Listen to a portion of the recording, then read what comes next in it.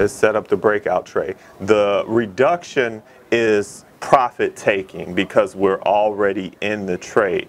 We got in at 199.49 and we just took profit at about 205.16. The price that I sent out in the signal to take profit was 204.47 or higher.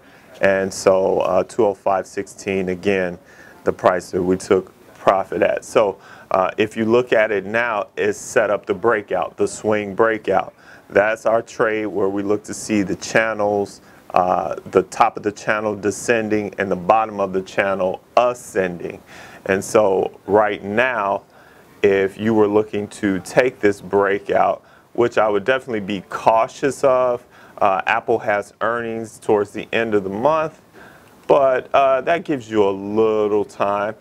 All right, so what we would be looking, the top of the channel, my mouse just highlights it here, is 204 even. So your target price would be 204.25.